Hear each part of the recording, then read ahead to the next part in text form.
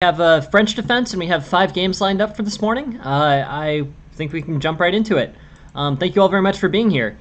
I guess we were interested in taking a look at the French defense from basically Black's side. I haven't been much of a French defense player in my life, but I've seen many different approaches, having been an E4 player. So I'm kind of curious to see, how, what we can kind of find in terms of improvements or at least improvements to the way that people generally play the French. Like, I wanted to play through the main line and sort of see, sort of see the main themes, get the full understanding, and take a look. It's not an opening that I know super well, so I just wanted to take a look, to take a look through it. The mainline French starts with E4, E6, D4, D5, 3 knight C3. There's 5 games for today, random,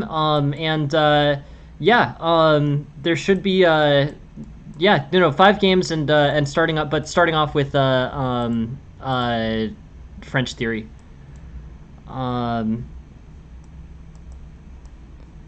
Sorry, I'm having a weird thing going on with my. Okay, got it. All right, cool. Yeah, there's a weird thing going on with my Twitch chat.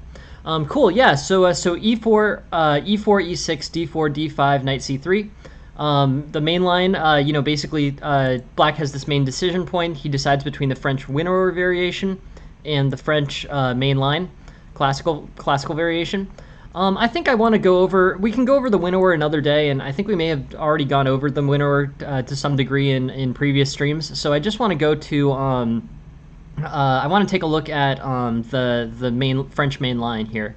So knight f6 being the third move for Black. Bishop g5, d takes e4, knight takes e4 is a main line. Awesome, cool. Yeah, thank you for sending it, Amet. I added this game. I'll add your game right now, Amet, for May 13th during the 6:05 p.m. Eastern stream. That's tomorrow. Tomorrow night stream. Unless you would prefer, a morning on the following day or something like that. But I'll add it for that right now. Cool. So that's added. Thank you very much for sending it, Ahmed. If anyone else wants to send in more games, we have open slots as early as tomorrow night. We can give, basically a solid game, 15-minute game analysis. Feel free to send them. Could always use more games, could always use more lesson ideas. Thank you very much for sending that, Ahmed. So looking at this game, what are the ideas? Basically, I draw again from this book that I'm always talking about, which is The Ideas Behind the Chess Openings by Fine. But basically, one of the main ideas in the French is to work, with this pawn structure on d4 and e5. If Black can disrupt White's pawn structure on d4, e5, that tends to be favorable or equal for Black. And if White can maintain the pawn structure on d4, e5, that tends to be favorable for White. That isn't always true, and if we play to the end of the French main line, you'll see that there are equalizing lines in which that d4, e5 structure does get disrupted. But in general, that tends to be the case with these openings. So bishop g5 is one line, the main line. E5 is also playable here. Bishop e7. And then there's another, kind of large fork. There's this Richter attack, bishop takes f6, followed by bishop takes f6, e5, and then there's e5, which is the main line. I just want to go over the Richter attack briefly and show sort of what's going on in that opening. E5, knight fd7, bishop takes e7, or queen takes e7. And this is the main line. So basically, there's a few different options for White here. And here, White's choosing between a few different moves. Knight b5 is the line that I was playing for a long time. Knight b5 puts pressure on c7, requires kind of immediate response. On knight b5, the move is knight to b6, and you have this discovered defense on c7. On the other side, you have basically, you basically have f4, which reinforces the center pawn structure. You have queen d2, which, develops the queen. And basically puts it on a dark square so that f4 can be slightly better supported, and also to set up queenside castling for the white king. So here, queen takes, and then a6, and then basically here, Black's gonna kind of keep pushing and making progress. D takes c5 is the main move. I guess I'm sort of reluctant to play d takes c5 from a fundamental standpoint. I feel like d takes c5 leads to a relatively, with d takes c5 basically, you have a voluntary disruption of the d4 e5 center by white. So I lean away from that line based on the fundamental goal to maintain this. That said, yeah, no problem at all, FIFA Boy. Always feel free to watch video on demand. Honestly, my goal is really just to create as much free chess material as possible. It doesn't have to do with it's feel free to watch video on demand or however it's the most comfortable for you. I'm thinking of switching my times around a little bit as well. But thanks for the idea, FIFA Boy, and I really wanted to go over this and try to explain some of the main lines here. But the main concept, that's true in most French lines is the goal of maintaining this d4 e5 structure. With the d4 e5 structure maintained, queen takes. Basically, white has choice between a few different things. Ideas are d takes c5, queen takes c5, bishop d3, standard developing for white. White will probably end up developing queenside, but in this case, it's a little bit more tricky. The queen does have some pressure on the queenside here, but at the same time, this long diagonal. Hey, thank you very much for being here, Chiku. How are you doing? So this queen c5 is facing towards the kingside diagonal, and overall this looks good for black. Good for black, relatively close to equal. This is pressure being exerted on the on the various flanks. I'm good, Chiku. Thank you very much for asking. So this is but this is generally good. Things like b5, b4, and just overall, the pressure on the king side is going to be something that black will have to work with for the rest of the game.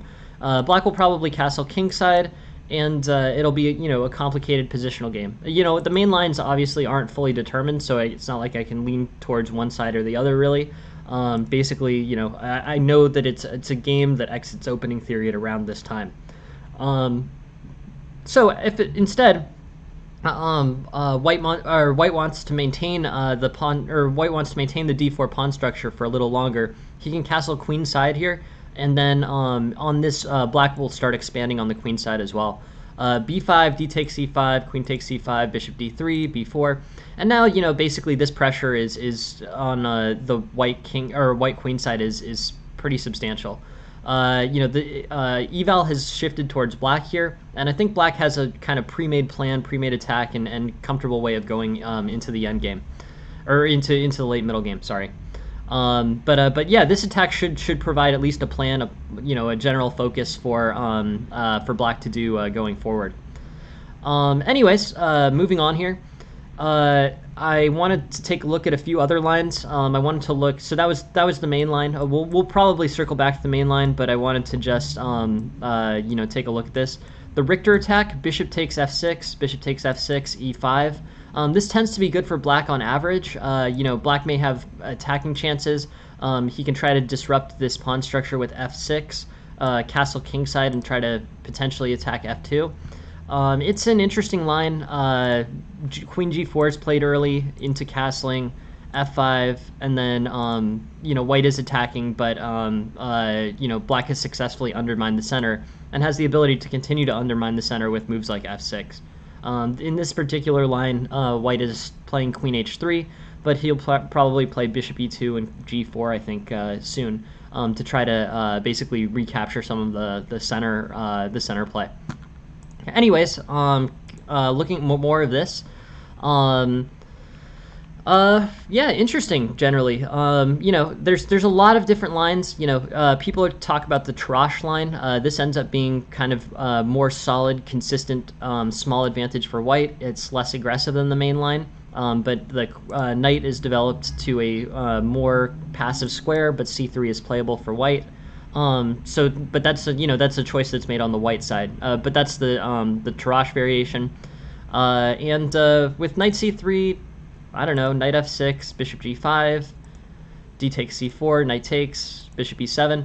You're in a more simplified position. This is a more open version of the French. It doesn't have the normal d5, e6, e5, d4 structures going on. It's a more open line. Generally, I think this tends to be, reasonably good, just a reasonably good position. White maintains the initiative. Nothing too exciting is going on here. And it becomes basically a more open situation with attacks available, to both sides. Forward-looking plans that are somewhat flexible to both sides and a more open position relative to General French. Thank you very much for the follow, Tapas. Thank you very much for being here. Thank you for joining the stream. So yeah, in this position you can play moves like c6, knight d7, knight b6, and overall just sort of advance your development for both white and black in a relatively straightforward way. Bishop d3, castles, this kind of thing. So that's that French line. Going back to the mainline French, which I think is the most important. There's a few different lines here. Queen g4 is kind of an interesting novelty here. With these types of aggressive attacks, white basically starts the action in the middle game early. These can often lead to disruption of white's very important center.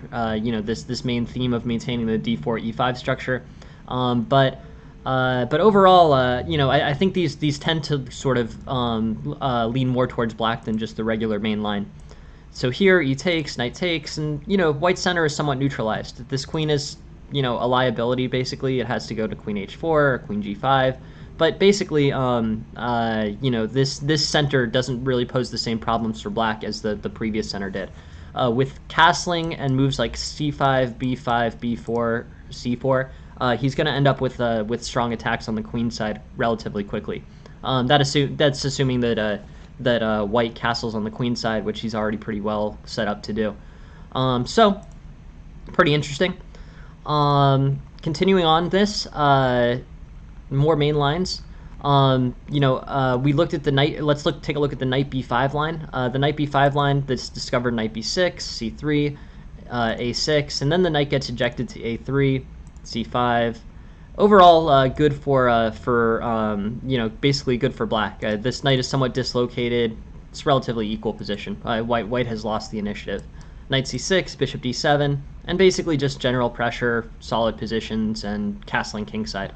But yeah, very interesting situation. Black can sort of continue on with basic development, and another playable game out of the mainline French. Just so I know what this is called, I guess is this called the Alpin variation?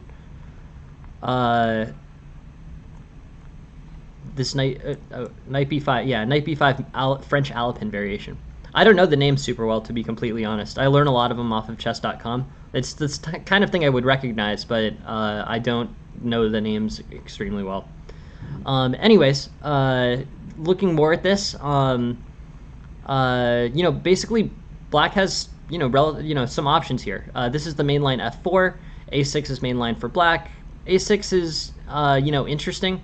I always feel like the knight b4, the knight b5 threat on c7 can be dealt with pretty easily by knight to b6.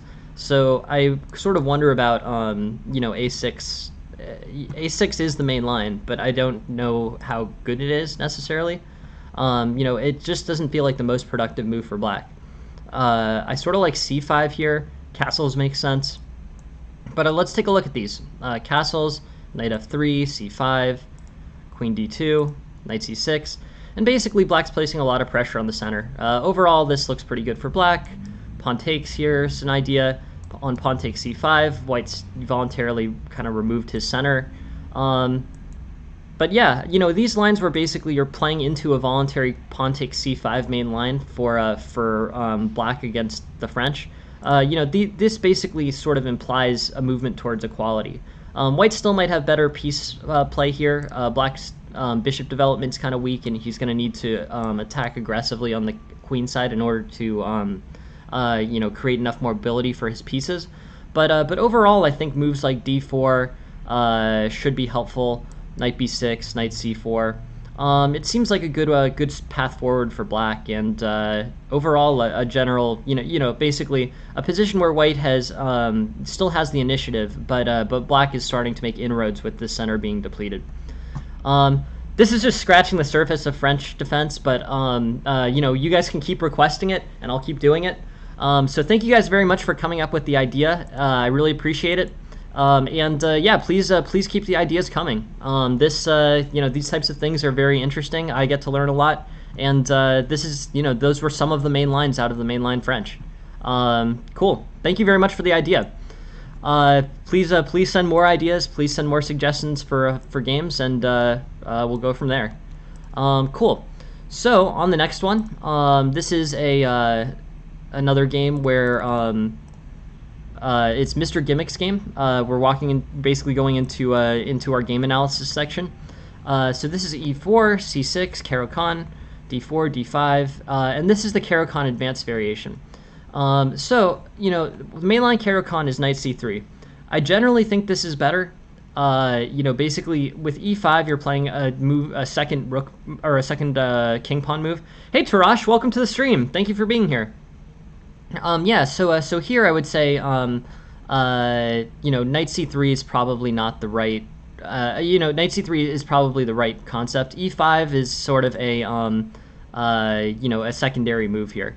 So let's say E5, bishop F5, knight F3, E6, and now we're in the mainline Caro-Kann. It's got kind of a this pawn structure is common to a lot of openings.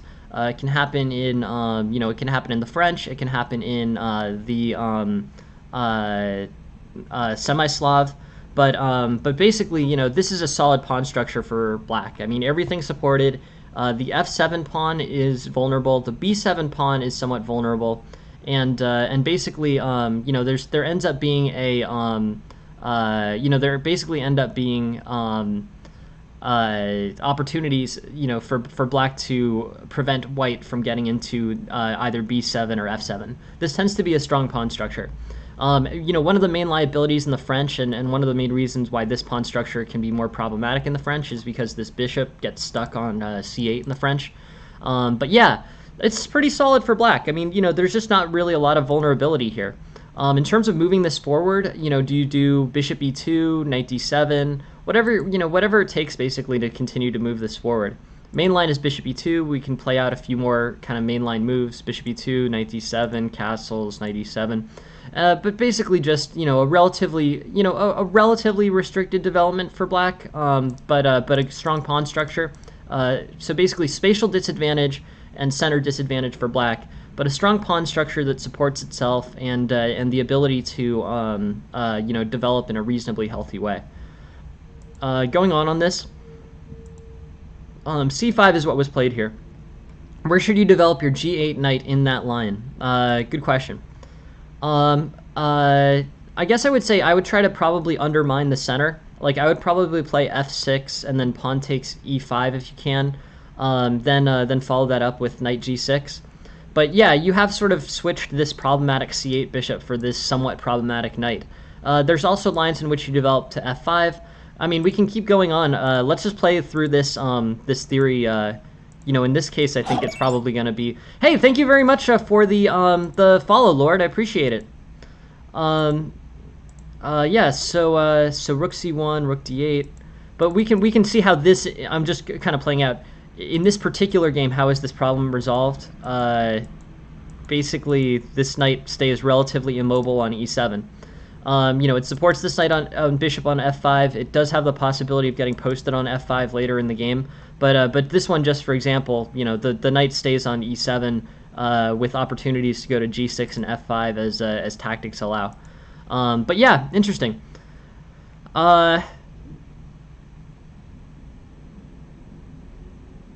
Interesting question, Tarash. I'm just looking. Yeah, I mean, maybe. These lines are probably, these lines are similar. So if someone got comfortable with playing those lines, they might have thematic concepts that are similar to all those openings. But yeah, this is the C5 move. C5 is the second most common here. And here, basically, C5, D takes C5, knight C6. C5, I fundamentally... I know it's a main line, but this is another one where I'm like, well, isn't it kind of inefficient to move the C pawn twice in the same opening? But the response to that is, well, I guess it was inefficient for white to play his E pawn forward twice in the same opening. So, C5 is a playable game. even though fundamentally it seems to differ from general, general fundamental opening theory.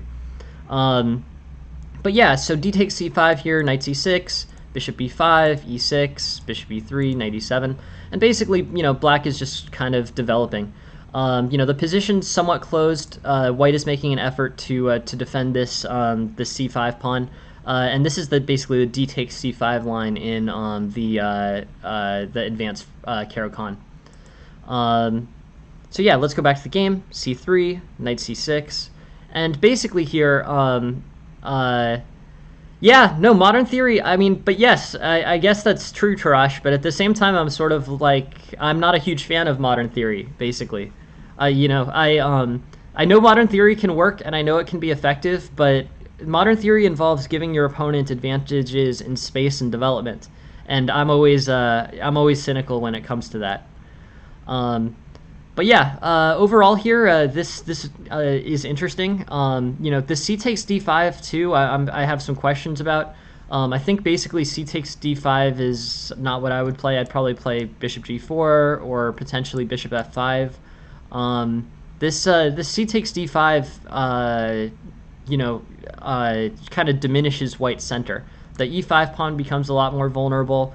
There might be opportunities to hold on to the c5 pawn, but again, this seems, this is going to transpose into something that looks somewhat like the French, and d takes c5 is generally not a good move this early in the French opening.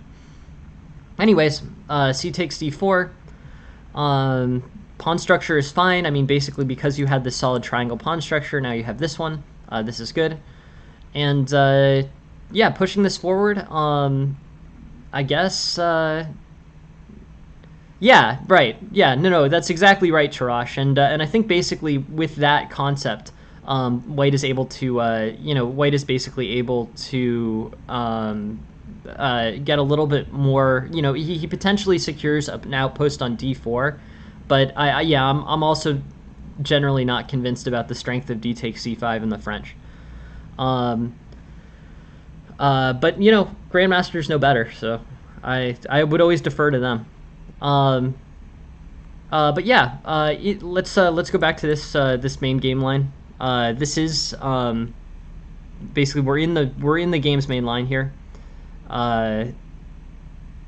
Black is looking fine. The shift basically is right around here. This game's already been annotated, so it's basically minus plus at that point. But yeah, I think the shift really happens. I don't know. I mean, bishop e2 is a little bit passive, but certainly after the, again, relatively passive a3, white's getting some chances at the d4 pawn that are not easily dealt with. Basically, knight e7, the dark squared bishop has some problems, and in terms of formulating a plan for black, it's a tough question. I sort of am tempted to play a move like bishop f5. The engine is suggesting knight e7. That's probably the most straightforward developing move. But in terms of setting up a plan, I think the rook should move to the c8 file. The king should get castled. The pieces should all get developed, probably knight to g6 and bishop to e7. Yeah, that's an idea. I guess I'm thinking of something a little bit more tactical than that. But yeah, there's some there's definitely some truth to that. One of the things that's characteristic of the French is basically black's dark squared bishop ends up being much stronger than its light squared bishop. That's sort of a general theme. That's because these pawns, d4 and e5, which are often fixed in the center, are placed on dark squares. And also pawns defending this pawn structure, like c3 or f4, are also on dark squares. So black's dark squared bishop gets extra play later in French lines, and that's what Tarash is referring to. But yeah, knight h6, knight f5, and basically, black has won a pawn. This attack on d4 got mobilized very quickly. No, that's a good idea. No, that makes a lot of sense too, Tarash. No, I think that's probably a very sound plan. Probably a very fundamentally supported plan. But yeah, it's helpful for you to bring it up, because I do think that it's important to note that that this d4 e5 structure leads to strength of the black bishop in the French. So yeah, queen f5, and basically black's looking a good amount better. This, black's basically up a pawn because the d4 pawn got lost, and in this game, black did some good maneuvering in order to win that d4 pawn. He played knight h6, knight f5, and then knight takes d4. And then basically this is, this is good for black generally. Pawn on e4 probably should be defended. White does this with rook e1. But I'm overall liking black's position. Considering the black sent this game in, he's played a pretty good game and sent in a pretty good game. This isn't my favorite opening, but that's a matter of taste. And then you win the d4 pawn, which is good. This is all really solid. And I guess maybe there's some inefficiencies here we should take a look at. All right, so let's look at this position. Black is up. In terms of plans, placing pressure on the e5 square is good. Putting a rook on c8 is good. I don't think there's much vulnerability on the king side. I mean, black will have to be careful about weaknesses on the dark square on the king side, but I think it would take a really long time to really get in there for white. So, yeah, I would just move rook c8 here. And then you've got kind of an interesting position. I mean, you're really pretty significantly. Like, having that extra d pawn is really, was really a good tactical win and a big error for white. So you're carrying this one d4 pawn as long as you can in this game. I don't know if bishop plays f4 here or queen plays e2. Okay, yeah. So I don't know. In this position, what would I do? I mean, longer term plans, I would definitely want to trade off one of my knights for this bishop. I mean, this position's very quickly becoming more open. I might do this using like knight a5, rook c1, knight b6. I mean, basically just, maneuvering the knight into the white king side, or white queen side, white territory until you have an opportunity to trade off the knight for a bishop. But I sort of wonder, do you have a tactical win of e5 here? Oh, no, you don't. No. I was looking for a second at e5, queen takes e5, queen takes d3, but then you have queen g7, so that's not playable.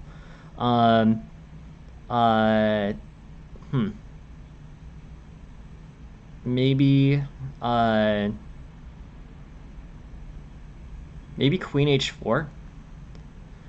There's a few different opportunities for black here. Queen h4 threatens the bishop and takes the bishop out of, out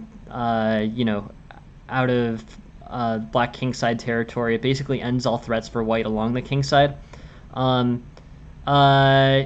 Yeah.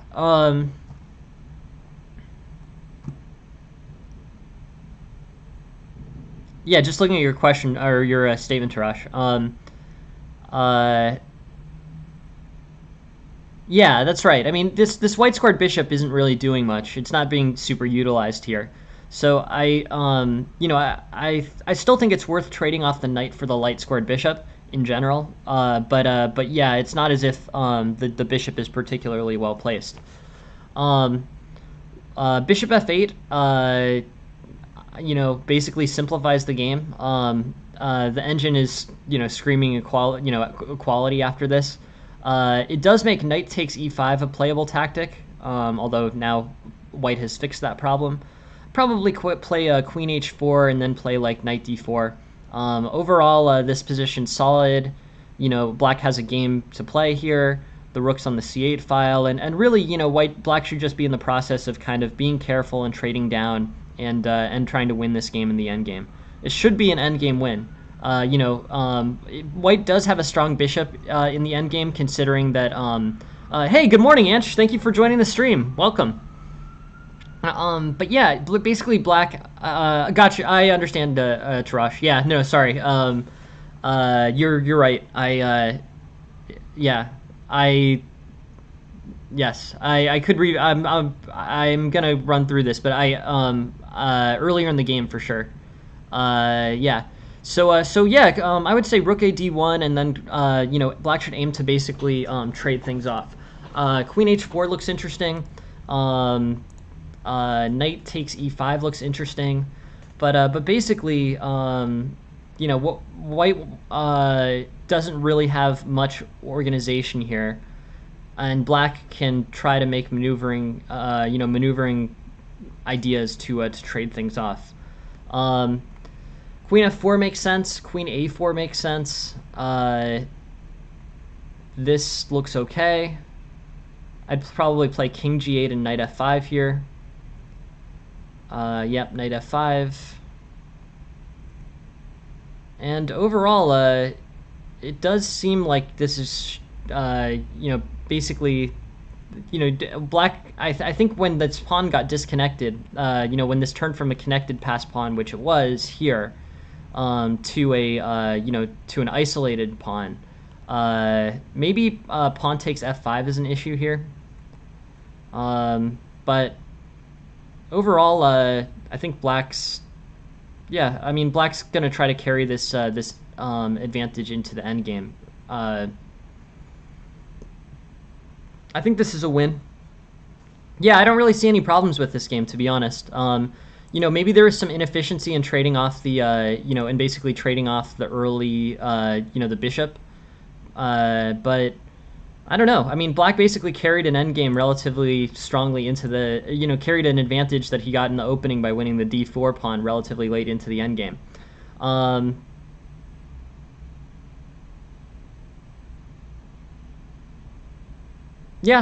No, there's true. I mean, yeah, there's definitely some truth to that, Tarash.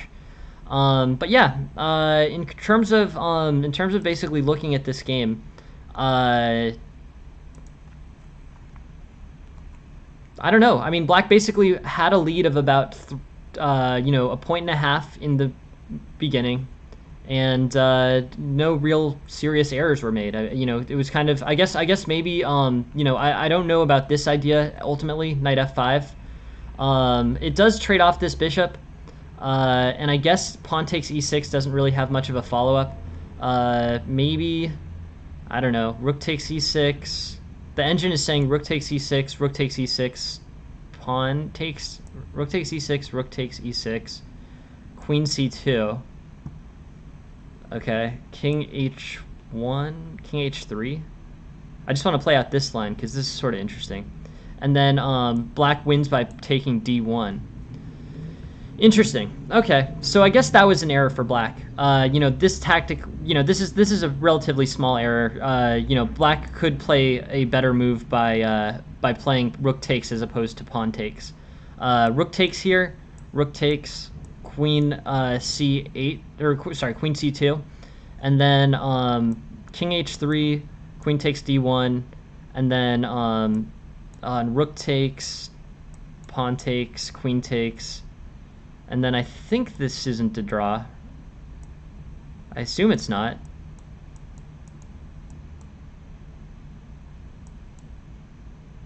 I just want to play this out.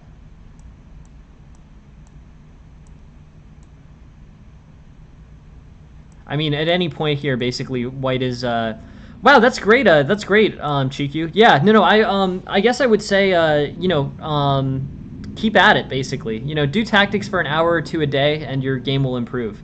There's not really much of, I can't, give too much in terms of guidance. You just really need to do it. You will steadily improve. If it makes you feel better, you can also optimize the things about your computer. You can get a mouse as opposed to a touchpad. You can turn off the animation on chess.com. But yeah. 2 hours a day, you improve. I mean, it's really, there's not really much of a science to it. It's just if you, just basically keep at it, be consistent, and it will help. It's hard to quantify how much, but it will absolutely help, and over time, it will help a lot. So that's my suggestion on there. Keep up the good work, Chikyu. And good tactics definitely support positional play. They do have some positional puzzles. I mean, basically at the highest level of chess, tactical wins to secure positional improvements as opposed to material improvements. So yeah, in general, I would keep I keep at it. It really is the best route forward. So yeah, black's looking pretty solid. And, I think basically not too many errors in this game. There is that one tactical improvement on rook takes e6 as opposed to king g7. But other than that, not much for me to really point to. We could look at inaccuracies, I guess, but these inaccuracies I think are pretty minimal. Most of them are from white. 97, I guess. I mean, I'm really sort of struggling to come up with great inaccuracies here. Overall, I think it was relatively strong positional play. You're basically pushing forward an advantage that you got in the opening, and just trying to trade off as stably and as efficiently as possible. Makes sense. Yep. Cool. Yeah, interesting. Thank you very much for sending the game, Mr. Gimmick. I appreciate it. And we'll keep looking. Interesting. This is Anch's game. Thank you very much for sending the game in, Anch. And we'll take a look.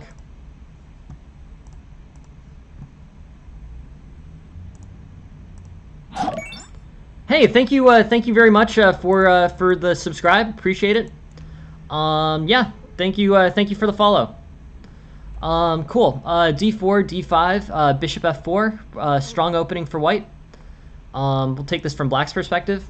Bishop F5, Knight F3, Knight F6, and basically, A6, and this general line. White basically has a strong, White basically has a relatively strong, good developing position, and black is gonna have to find a way to equalize.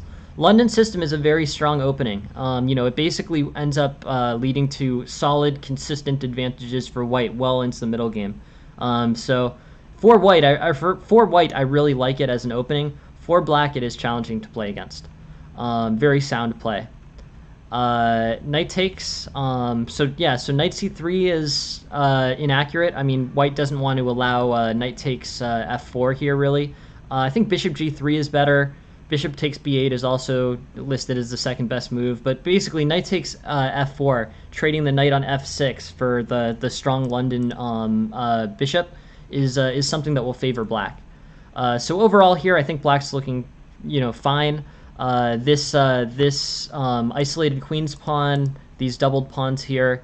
Overall, this should be good for black. From a general sense.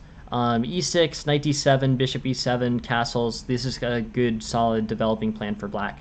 Really was a kind of an error to trade off that London bishop. Yeah, probably. Yes, I mean, you can definitely reverse engineer some things. I mean, the truth of the matter is, the highest level players have thought processes that are, it's very difficult to explain what someone was looking at for 42 minutes. I mean, that requires a very sophisticated level of thinking. But yeah, that's definitely something you can do. I mean, also, there are many books that exist, Tarash, where, people are looking at high-level games, and the games are, the grandmasters are actually there to explain their thinking. But yeah, you can usually slow a game down enough that you can figure out, why or what the plans and purposeful ideas were. I think that's a pretty good way to study.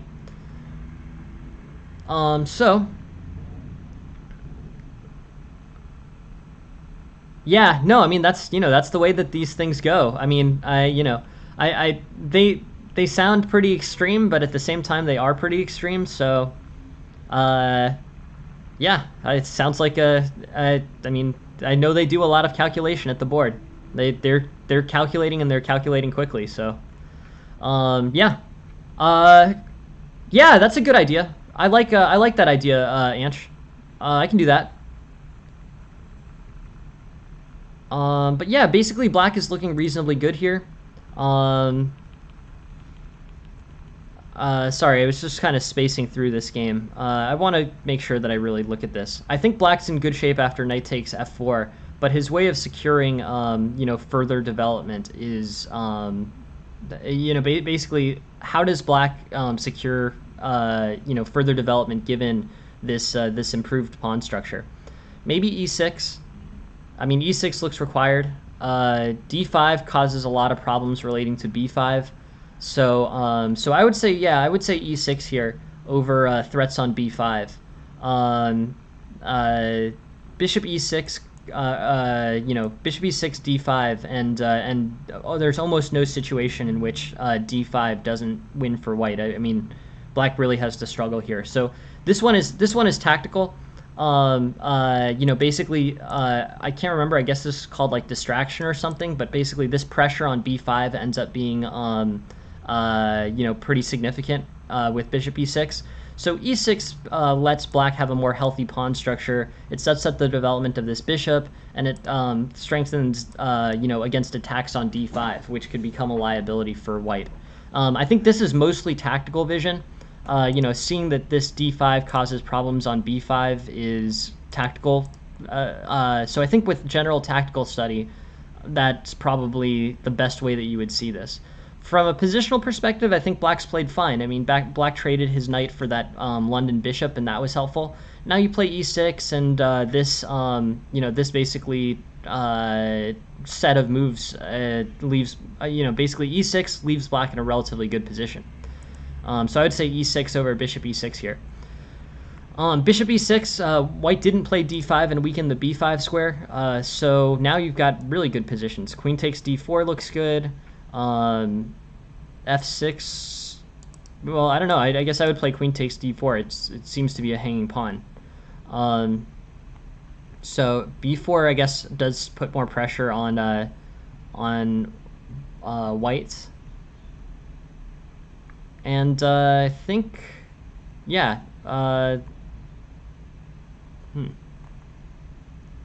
Yeah, I mean, this is an interesting game, Ange, for sure. It basically turns into a relatively tactical and less strategic game fairly early on. And then, interesting. And I'm wondering, but I'm just going to look at this endgame and see if there's sort of a better method here. You're up a piece. So I guess my main idea in this endgame would be to not trade off pawns if possible. I think bishop e7 provides a pretty solid improvement over g3. These pawns may fall anyways. You may have to trade off both the a pawn and the b pawn here. But this ends up being, way more equal than black would like it. But anyways, yeah, this is you found a good tactic that works. Now the bishop's going to take all the pawns, and black will win comfortably. But I was just wondering, in terms of like, is there a better way? Because you want to make your endgames as easy as possible. So bishop e7 and threats on the queen side pawns here. B3 I think invites the trading more easily than it should.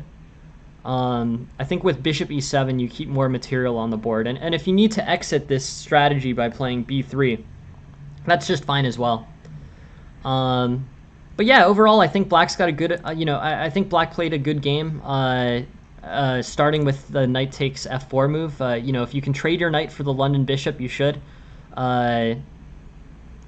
This all makes sense, and bishop e6 is a tactical error. So on that move, I would say e6, and the problems are resolved. It's also just sort of a better move from a mobility perspective. E6 and then bishop to b4.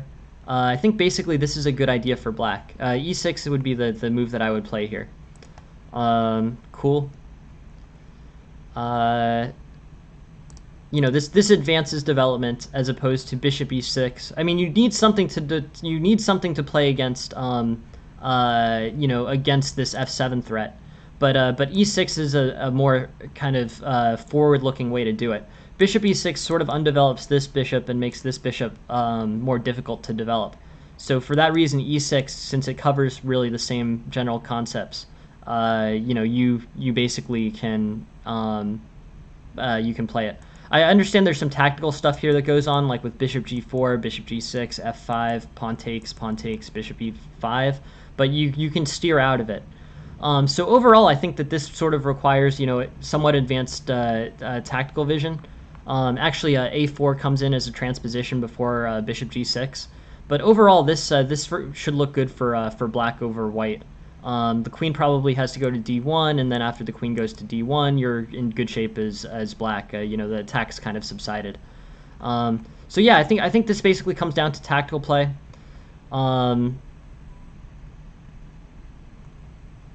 Yeah, rook takes.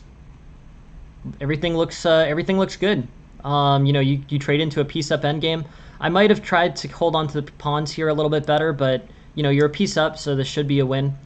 But yeah, you know, in terms of corrections to make this game, I think that that e6 versus bishop e6 is the one that I see the most easily. And this queen takes d4 move, or sorry, e6. So e6, or what the game went, bishop e6, queen c2. This queen takes d4 move is playable now.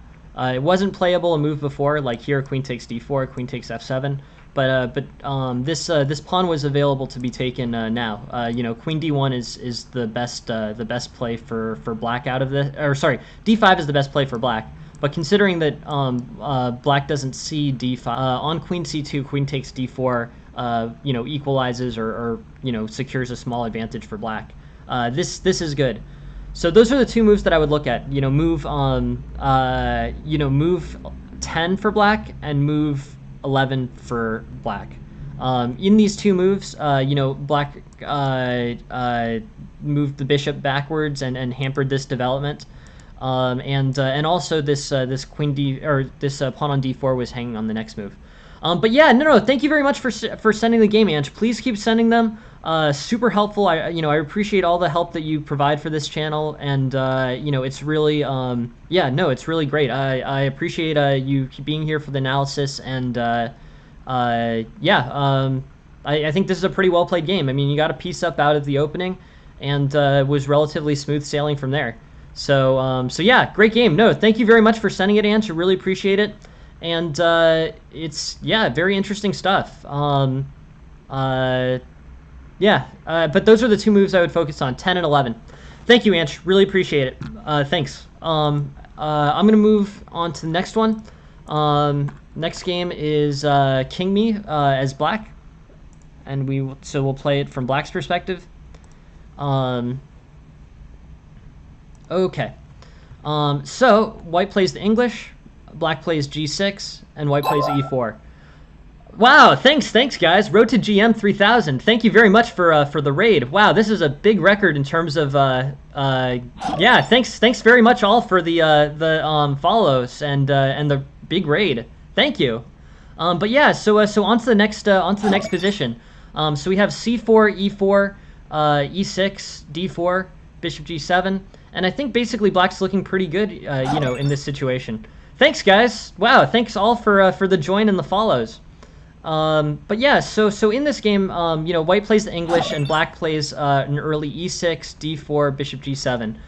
This is pretty wild. You know, this is a relatively, you know, closed flank opening for black.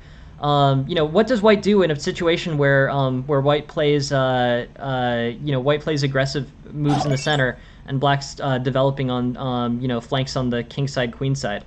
Yeah, no, thank you very much for sending in the game, King Me. And just for anyone new here, this is a channel where I give free lessons for about 3 hours a day.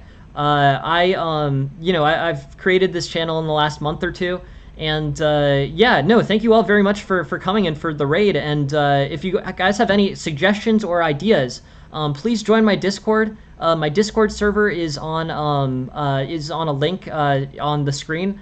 And you can go to the Discord server, suggest a game or suggest a lesson idea, and I will get to it usually within a couple days. It's pretty impressive. I haven't had you know, groups this large join. Thank you very much for the raid. But yeah, overall, yeah, if anyone has any ideas for free lessons, just add them to the game suggestion section of my Discord, and we'll add them to the list. Thank you very much. Thank you very much for the raid, and thank you all very much for being here. So yeah, so this is kind of an unusual opening, and e6 is kind of an unusual response. I mean, basically this weakens the this weakens the pawn structure on the on the king side. The dark squares here are relatively weak. G7, H6, F6. This is going to end up being somewhat problematic for black. A better move here is just to fianchetto the bishop immediately. With the fianchetted bishop immediately here, I think you can play something along the lines of like d4, d6, and you can go towards towards of a like more of a modern structure where you're getting early breaks. Thank you all very much for the follows, guys. I really appreciate it, and thank you very much for being here. But yeah, c5 is a standard modern break. But e6 and g6 are generally not paired this way. If you look at the commonest of openings being played, e6 is basically, e6 basically has one option as opposed to, at least more than 1,000 others. So, one of the things that I was doing in the last week is I was taking a look at how to, assess whether opening moves are correct or incorrect. And the method that I was thinking of for doing this is to look at basically two main criteria. Look at the eval before you make a move.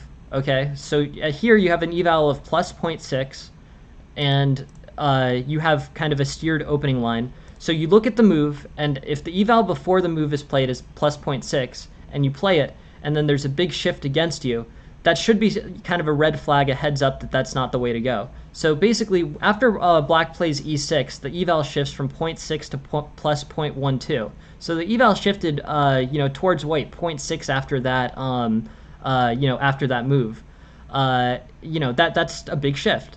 So that should be red flag number one. Second criteria, if you look at the commonness of the openings being played, like in this, opening book, you see that bishop g7 is by far much more common here. So the combination of those two, e6 being way down the list in terms of popularity, and the shift being heavily against you in terms of eval, the combination of those two factors should be an indication that that move might be worth revision in your repertoire. That's what I would say.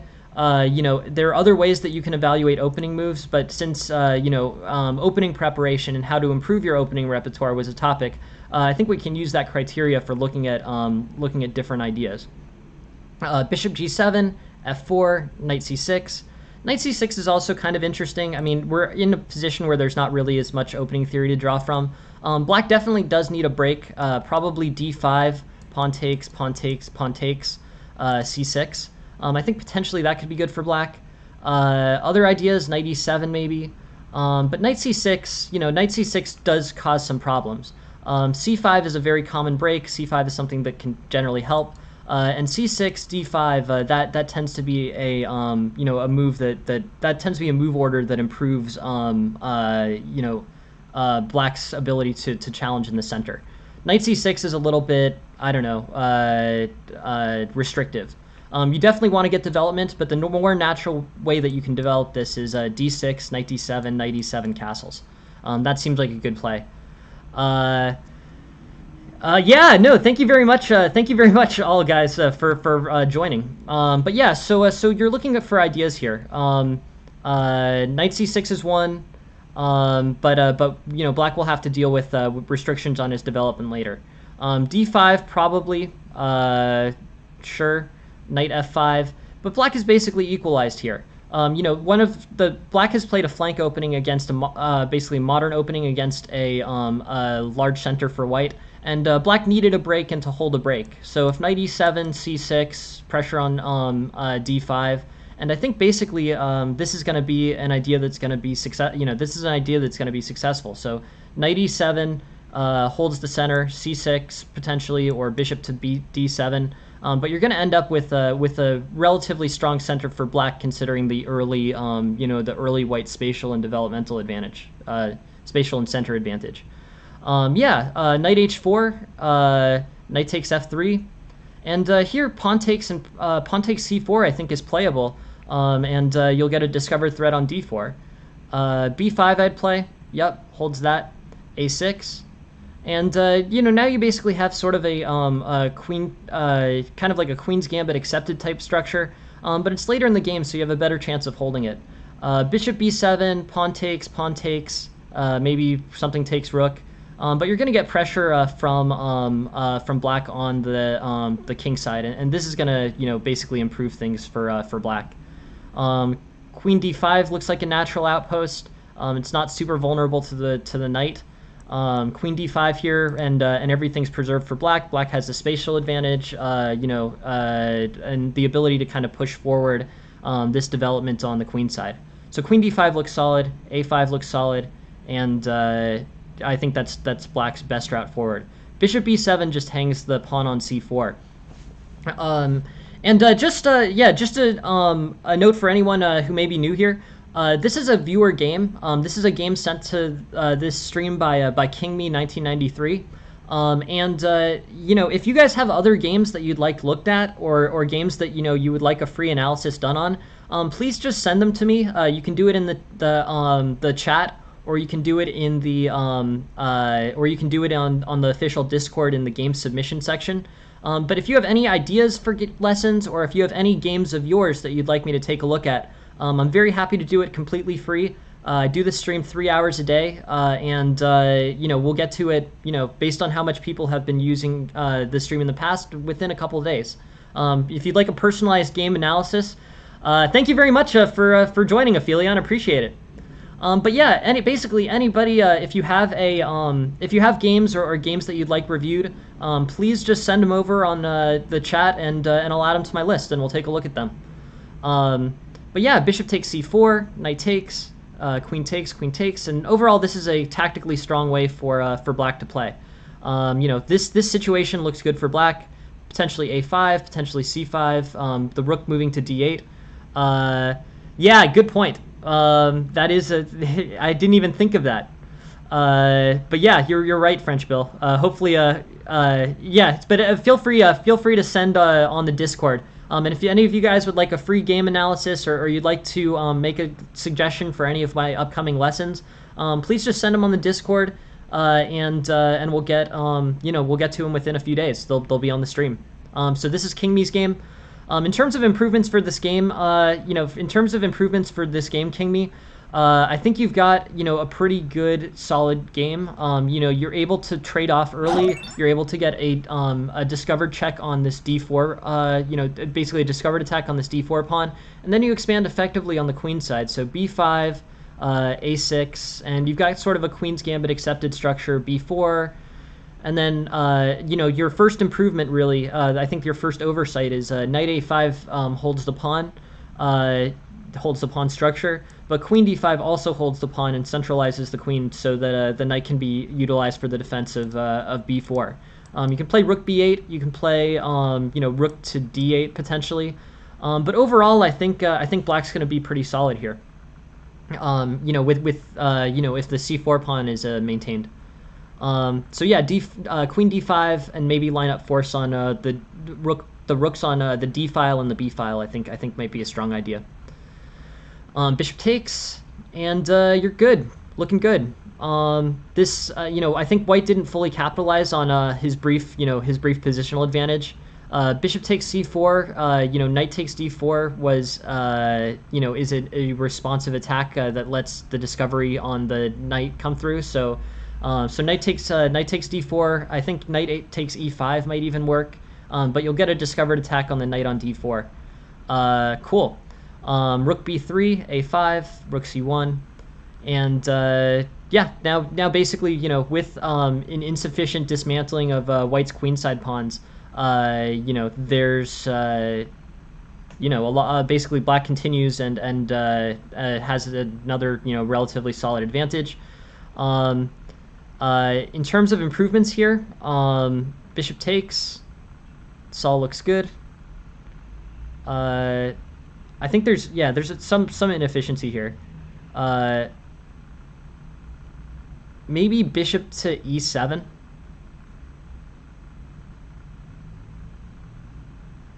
But I think overall this should be good. I like black's general position here. Let's try to study and see exactly why the eval shifts. The eval shifts from -2 to -1. I guess in terms of response, I mean, this is all pretty quiet. I think bishop e7 is good. I think I like the general tactic. From a tactical perspective, I don't see much of a problem with this. I basically think that Rook H8 is a good plan. Rook takes, King takes. Black's basically holding this. Here, though, I wouldn't trade the rooks. You finally secured kind of a lasting positional advantage as Black. Your best route forward could potentially be Rook H1, could potentially be Rook H3. Yeah, there's a few different choices here. The engine is suggesting things along the lines of Rook H4, Bishop takes G5. But overall, I think it's I think this is a pretty good opportunity for Black to for Black to capitalize on his good penetration into the white situation. So yeah, I guess here I would say there's a positional disadvantage that comes with playing Rook takes D2. I'd probably play Rook H1, Rook H8, and make sure that you continue to maintain pieces within the white territory. Basically here, this doesn't really work super well for, this doesn't work out super well for Black, to be honest. I think basically Rook takes D2, and things are overly simplified. Yeah, and thanks very much, really, road to 3,000 for the follow. I'll get back to you. I'm pretty sure I know who you are, and I'll get back to you as soon as the stream is over. But thank you very much for the raid.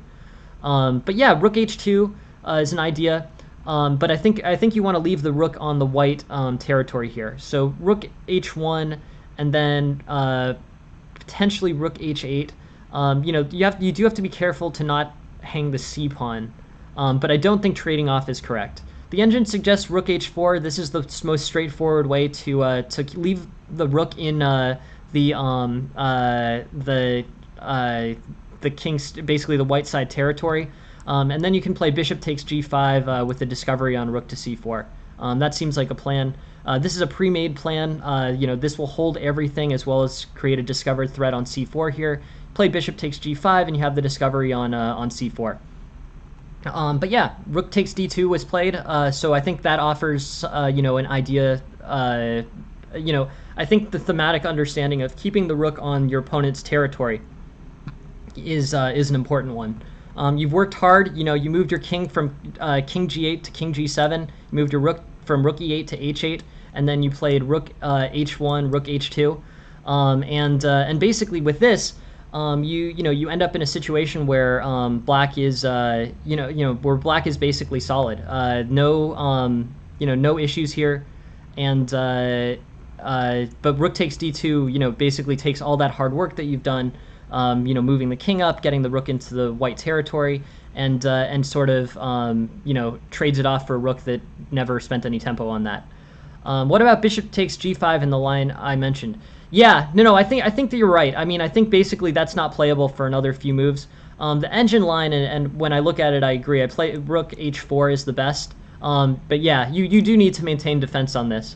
On the plus side, if he plays Rook D7, you can play Bishop F8. But you're absolutely right, King Me. You can't play Rook H8 immediately, or Rook H1, Rook H8 immediately. You have to wait for you have to continue to maintain the defense on this pawn on C5. But you're absolutely right. No, so thank you very much for letting me clarify that. In terms of continuing to play this game on, you get very quick advantages once the rook moves off of the C file. The C pawn you can maintain defense on, and overall this ends up being pretty good for Black. Rook B2, pawn takes, king over, and yeah, basically Black's solid. Black can sort of walk this in. Thank you very much, Arnav, and thank you very much for the follow. I appreciate it. Thanks for being here. Hope this analysis is helpful. But yeah, good playing by Black here. In terms of looking at a good way of concluding this game. In terms of improving Black's situation, Knight C6 is an idea. Basically, I think you end up transposing it well, but I think that it does cause some problems, in terms of restricting the natural C5 break here. But it's fine. It's a developing move, so it's okay. And then more solidly, I think you've done a great job basically solidifying, your center. You got the pawn break that you needed and what you always need out of modern defenses against, solid, basically modern defenses against large center openings by white. But knight takes f3, and then pawn takes c4, and you're basically, you're basically in very good shape here. In terms of improvements, here b4, this all makes sense. But I think you really do improve by maintaining defenses on these pawns. They're very valuable. I would say queen to d5. I would say a5, and basically you hold on to all these pawns successfully. It's important, and you hold these pawns, successfully. Continue to expand on the queen side. Moves like knight a5, rook b8, potentially c6 or bishop d7. But basically, black's going to be in a pretty good place here. I don't know. Knight f6 is an idea. But yeah, queen d5 I would play. Yeah, queen d5 I like. Bishop takes c4, knight takes d4, and this was a good tactic. But I wouldn't have let the c4 pawn go for nothing. I would have played queen to d5, or I would have played knight to a5. But I don't think you can safely, I don't think it's worthwhile for you to just abandon the defense on these pieces. Queen d5 was the move, not bishop b7. All right, the game continues. Good tactic. And then I think, you're really only, the other thing that I would say is an inefficiency in this game is, you look how much effort you basically put, you do have a great plan, you do a great job, with making this effort to get your rook to h8 and getting your rook to h2. That was really a good plan. But you spend a lot of tempo to do it. So the rook is originally sitting on d8, and as black you play king g7, then you play bishop e7, then you play rook h8, then you play rook h2. So you've basically spent 4 moves to get the rook to h2, and then playing a 5th rook move to trade off for this rook that's basically only moved once is sort of an inefficiency. You spent a lot of tempo there that black has not spent. Here I guess I would say rook takes d2. I think is your second, your second error here.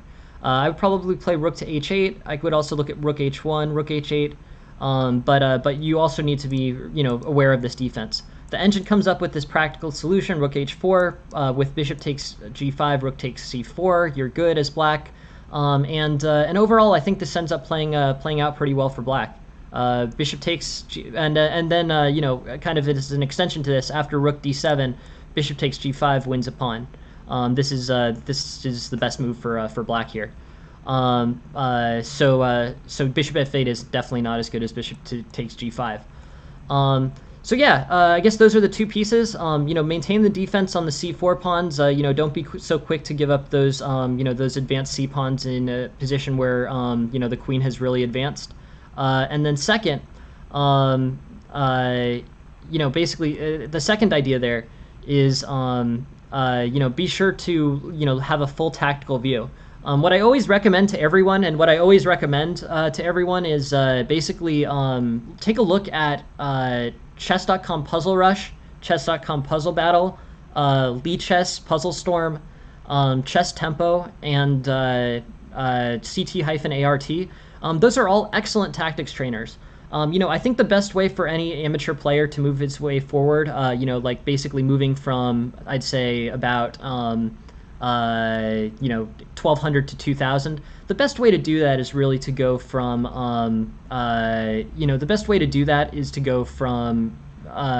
tactics trainer, to move into tactics training and away from, away from standard methods. Like, a lot of people spend a lot of time on opening theory. I think that's great. And I think it will definitely help your complete understanding. But if you're looking for the most efficient way to improve as a chess player, as an amateur, someone who's not going to go pro, I guess my argument there would be, you really should heavily focus on tactics. An hour or two of tactics a day on any of the tactics trainers that I described will really help your game out.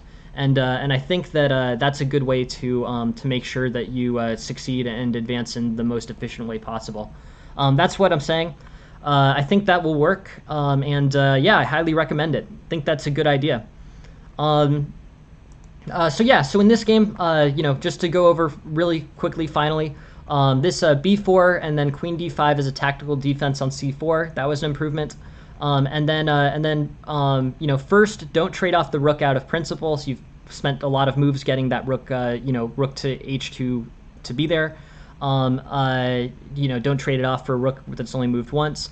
And instead, with tactics training, I think a move like rook to h4 becomes more clear. This basically, forces something. It forces either this rook to go backwards, or it allows this bishop to take this g5 pawn, or it forces rook to c2. But the combination of those moves should be favorable to black, and this provides a better, this I think provides a better option to black out of, basically out of a somewhat rough situation, at least one where black has kind of a spatial disadvantage. After rook h4, I think black's showing pretty well. And bishop takes g5 provides the ability to get a pin on this f4 pawn with the rook behind it. That's the best tactical defense, and with sufficient tactical training, I think you would be able to see those moves relatively easily, and really be sure that you can kind of move things forward. But overall, very good game. Those are the two things that I would focus on, and yeah, thank you very much for sending it. Please send more. Please send them either via chat or via the official Discord. But yeah, thank you all very much for being here for sure. And thank you very much for sending this game. Thank you very much for sending this game, Kingmeat 1993. Really appreciate it. Please keep them coming. All right, so now we have Sam Sizwani's game. I basically, want to kind of take a look at the opening theory here. Sam Sizwani, I really appreciate sending the game. All this material is super helpful. And I guess one of the things that I'm sort of curious about here is, since I've been playing a lot of games out of the Scandinavian Queen d6 recently, for some reason I've been playing a lot of Bullet. So one of the things that I play in Bullet is Queen d6 Scandinavian. Here, I'm looking at ideas like, I'm basically, knight c3 threatens the queen. Okay, this is straightforward Scandinavian theory. Where does the queen go? Does the queen go to d6? Does the queen go to d8? Magnus played queen d8 in a tournament game, I think several years ago, but a fairly well-publicized one. And then just sort of played for advantage out of that, and I think probably won. Should probably find the game. It might be helpful to this theory. But queen e6 is further down the list. So the first thing about queen e6 is, I want to use this framework that that I'm thinking is pretty effective for, this framework that I think is pretty effective, which is look at two different things. If you're evaluating an opening move, look at the eval. So you have an eval, and this is just the standard chess.com engine.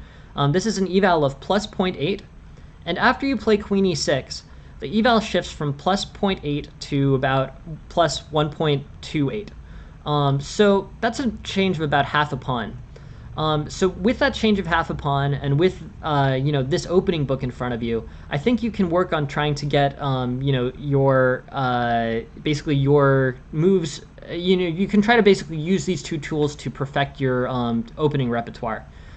Queen e6 is an idea, but I think that it fails under this threshold. So the eval shifts against you, and it's way down the list in terms of playable moves. Queen e6 has 16 games, and there's about 20,000 games in there, so it's about a 1 in 1,000 chance. If you play queen d6, this is a much more standard mainline move. The evals aren't particularly favorable in any Scandinavian line. If you play pawn takes and you play queen d6, this is probably already going to be 0.1 plus point or plus 1 advantage, plus 0.9 advantage. Overall, I think basically this is this ends up being pretty good for white. Objectively, but you have a lot of practical compensation in this opening. But I would use those two methods to screen out something like queen e6 and instead play queen to d6. Queen to d6 I think is more promising. This I think is too many moves to be played in this opening. I don't think there's any efficiency gain in queen e6 and then f6. I don't know exactly, the logic in that I think is not extremely well defined. If you were going to do that, you probably should just play. So in this position, you probably should just play queen f5. Queen f5 is actually a move that occasionally gets played, as does I think queen, yeah, queen f5. But the main moves here are queen a5, queen d6, and queen d8. The combination of those three, I think, should offer black a pretty promising plan. In terms of other things here, so the queen e6, queen f6, I think is inefficient. There's not really that much value on queen on f6 anyways. So yeah, black's basically playing a kind of an unreasonable opening against you, and a beginner-like opening. He hasn't made any developing moves, and he's moved his queen around a good number of times. When this queen has moved around like this, I think the best response is just to develop in a normal fashion. Stay aware, make sure that there's no tactical errors, that will cause you to hang material. But basically, the thing with queen to d6, or the thing with queen to e6 and then queen to b6 and all these queen moves by black. I think basically, you're just not playing in a, black's not playing in an efficient way.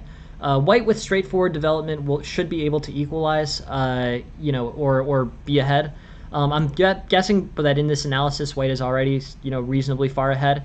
But yeah, white should just play straightforward developing moves, follow opening fundamentals, get all his pieces developed, castle, and set up a strong formation. And every move that black continues to move his queen around without an aim, I think white's going to have a bigger and bigger advantage by sticking to standard fundamentals, standard opening fundamentals.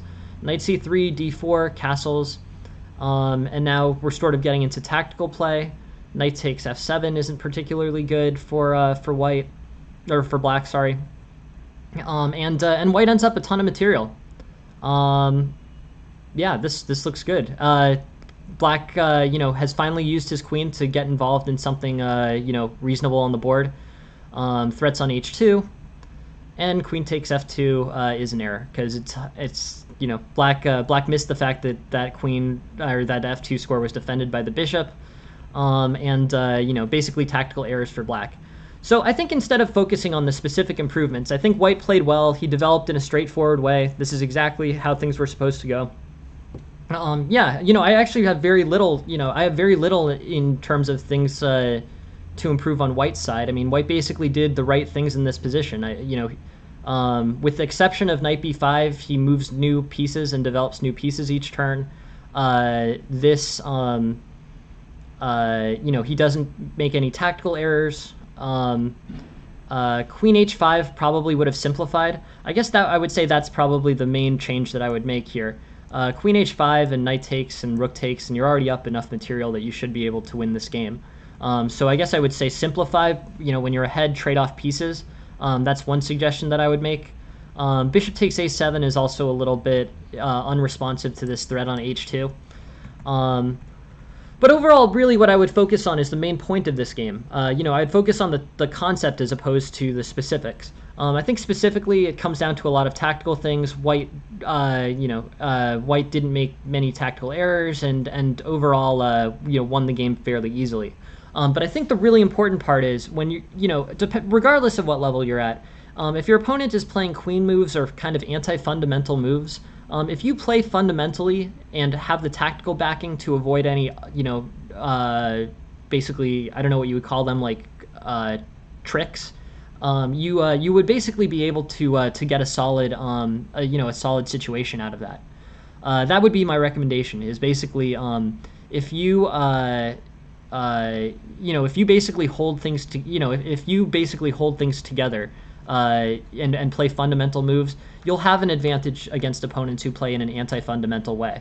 I don't know whether that'll turn out to be you'll secure better, a better attack with better development, or you'll, develop a, a better center because you've played for the center while your opponent was playing, very strange moves. It's not super clear in terms of, it's different and variable based on exactly what the opening is, what your advantages are. But the main point is, if your opponent is playing things that are illogical, if you play things that are logical, you will be in a good place going forward. That's my recommendation. Just stick with what makes sense. Stick with what you know to be the well-established and correct fundamentals, and have the tactical skill to back it up. If you have the tactical skill to back it up, that's really the most important part. That's basically necessary, I would say. You know, you can know all the fundamentals, but tactical training should be such a strong part of people's chess development that tactical training should be a strong part of people's chess development that you shouldn't struggle too hard to, falling into to avoid falling into cheap traps. That's my recommendation on that. So yeah, CTR, chess.com puzzle battles, chess.com puzzle rush. And I think overall that's going to provide a great way for you to improve. I think basically, this this manner of improvement, this just weightlifting style, tactical study is really what's going to provide the biggest advantage to players at the amateur level. I think a lot of people kind of lean towards teaching other material. I think having a well-rounded development is definitely good, but it's just a necessity. I mean, your tactical skill has to be reasonably good. Otherwise, you're going to run into problems. I don't. It's happened many times in my life where basically my opponents have had excellent tactical understandings. My opponents have had excellent positional understandings, have excellent opening understandings, and then make tactical errors that lose the game. And that, I imagine, is very frustrating. And the way that you can avoid having that happen to you is basically by putting in the time on tactical study and making sure that you play in a precise way, which you will do if you put the time in on the tactical side. So overall, I think it's really interesting. I think it's really good. But the main point here, I think, is one that we can all kind of draw from, which is basically, if your opponent is playing, opening moves that involve moving the queen 6 times, you can really capitalize on that by playing fundamentally correct opening moves, developing all your pieces, and doing the same thing that you would do in a normal position, and then also not falling into any cheap traps. But with tactical study, you should be able to avoid that. Anyways, I think it's I think that's the insight from this game. Thank you very much, Sam Sejuani. Great win. I think you fundamentally did exactly the correct thing. Your opponent keeps moving the queen, and you have good restraint in not moving the queen, or basically not mirroring your opponent's anti-fundamental moves. And overall, I think really a great idea, great play. Thanks. Yeah, thank you very much for for sending it. And if anyone else wants to send in games as well, please send in games. I mean, there's also the computer definitely does show some things that are kind of crazy. If there's a big piece sacrifices, that kind of thing. Playing no human at this point plays as tactically correctly as even very standard chess computers. So when you're doing tactical study, you're basically learning how to play more like a computer. Like the computer would be the best tactician in the world. That's one of the things that computers can do perfectly at this point. With that in mind, I guess I would say that you can't really teach good tactics. I mean, you basically have to study good tactics. There are resources that are probably more and less efficient than others, but it's just a necessity to have good tactical study and work that you have to just put in on your own. You can watch streams, and I think streams are helpful. I think, there's some great streams that will teach you how to improve efficiently. But at the end of the day, I think what you need to do is, basically, push forward on your own is a big part of your improvement, and an underrated one in my opinion. This is an early French exchange. So the French exchange is not a particularly popular line at this point. There was a time at which the French, the French advance. This is the French advance: e4, e6, d4, d5, e5. And the French advance at one point was a very popular opening. This was played in, I think, probably world champion matches, or certainly stuff at the very highest levels of chess.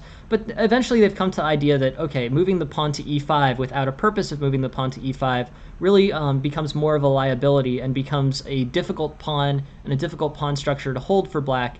So it should really be played out of necessity. It does end up being played out of necessity very frequently in the French, but having this early, pawn structure with d4, e5 can be undermined fairly easily with c5.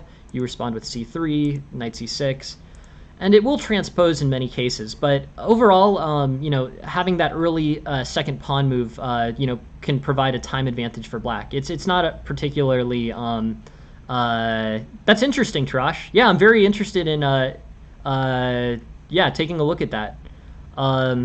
But yeah, the French advance is something that was once very popular and is now somewhat less popular. I think people have come to the consensus that either the mainline French or the Tarash French, which I know that Tarash is a fan of, leads to a solid and lasting,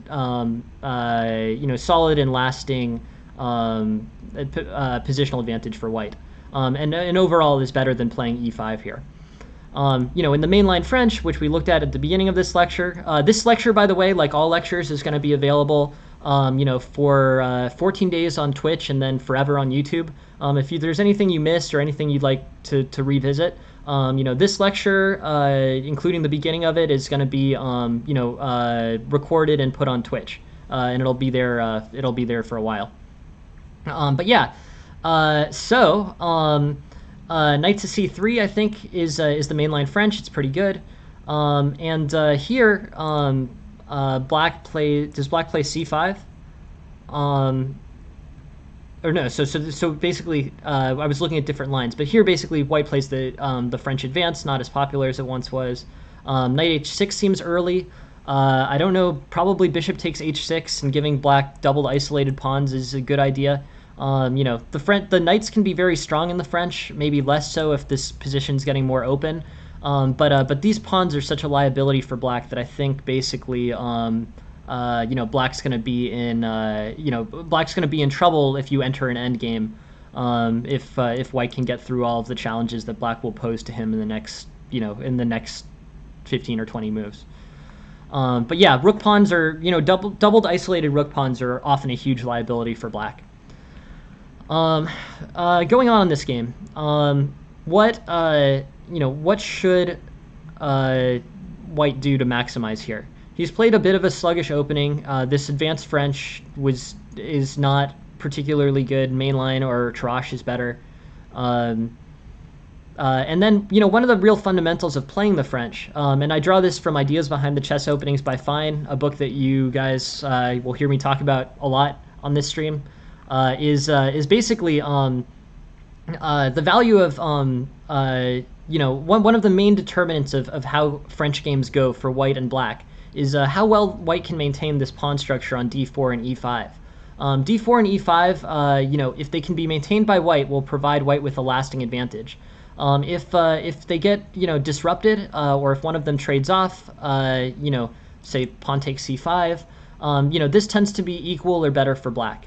This isn't literally true, but it's a very good general guideline in terms of learning about how to play the French. Black will have undermining moves like f6 and c5, and basically, we'll end up in a really pretty solid position here. So I would say here, bishop e3 probably is not as good as c3. c3 with the natural maintaining of this pawn structure is probably the way to play it. You can run into problems. I don't know. Pawn takes d4, pawn takes d4, queen b6. I guess you play knight c3 probably. But overall, I think c3 provides a better defensive and more efficient defensive resource than bishop to e3. This I think is interesting. It's just an interesting idea. But c3 is the way that I would play this. Now with bishop c3 played, you would play bishop takes h6 and then c3. But yeah, this depletion of the center for white I think is not good. Basically white should have a solid center here, or at least an effort at a solid center. Now with both of these pawns gone, black is going to have center control pretty much for the rest of the game. I mean, he's basically going to have this e pawn and this d pawn available to attack white with in the center for the rest of the game, basically.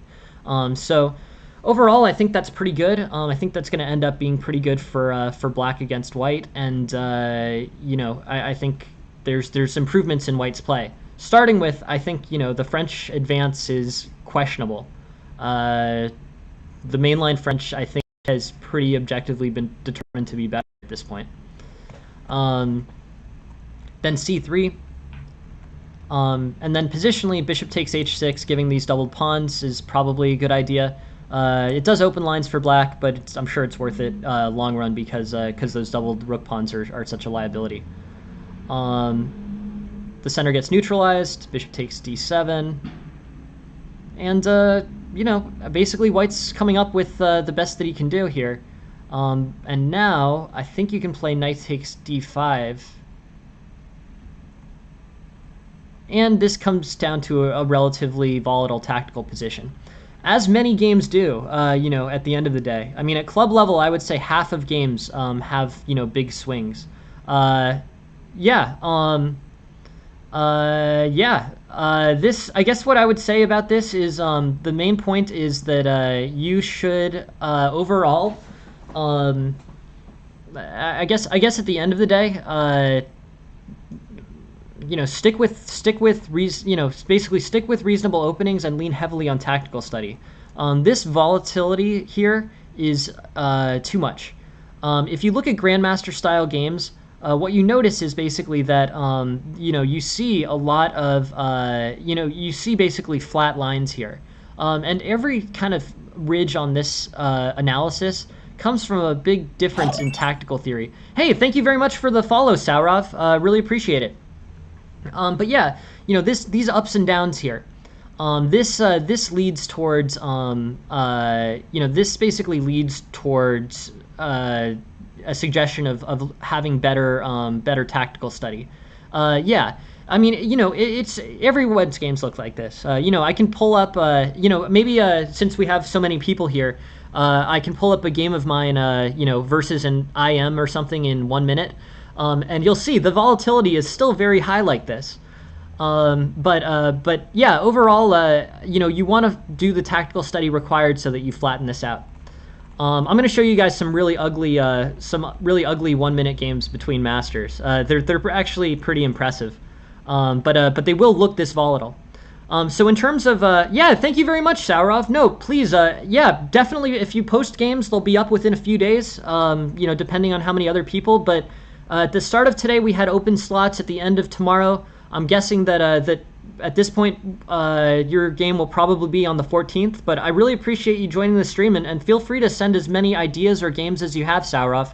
My goal here is just really to provide free lessons, and if you just keep sending things. Really, very happy to have you contribute material for the stream. But yeah, so this ends up being very tactical. In order of things to think about in this game, I would say probably, consider whether the French advance is the correct opening for you. It may be, so, openings are a matter of style. But I would take a look at a few French mainline games as well. I think a takeaway from this is the value of doubled rook pawns is very low. So if you can give them voluntarily to your opponent, the odds are that's probably the right move. And then, just in general, I guess I would say focus a little bit more on maintaining this d4, e5 structure in the center.